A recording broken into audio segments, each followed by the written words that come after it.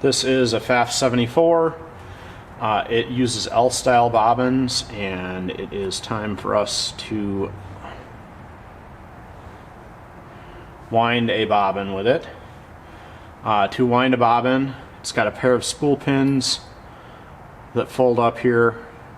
Use your thread on the spool pin, and then there are a pair of guides on the front here. It supports twin needle sewing, but for a single thread you can pick either guide, pull your thread through this top guide and over under our winding button here.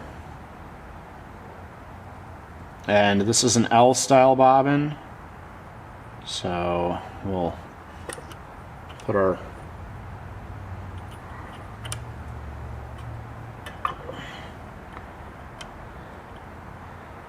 thread through this side and rotate the bobbin until it catches the key on the winder. Pop the winder into place.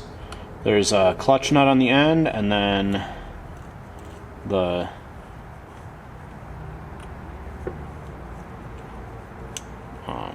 hand wheel will spin here for winding. Okay, for threading the Pfaff 74, 2 spool pins, 2 thread guides. You can choose either thread guide with single needle. For double needle, make sure that you have your left spool to the left guide and right spool to the right guide. From there, we're going to go out around our tensioner. Make sure we tug up under the take-up spring so that it pops in place, and through the take-up arm. Then there's a thread guide on the front of the needle bar clamp, and the needle threads from the front to the back. And I have the tension set for 0, but I forgot to lift my presser foot. Turn that dial before I forget. This is the L-style bobbin. So our bobbin case looks like this.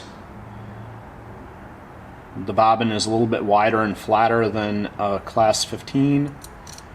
You put it in the bobbin case so it's unrolling clockwise, comes under the finger, tugs in under the tension spring, and some L-style bobbin cases have a guide on the front here to bring the thread to the middle, but this one does not have that guide.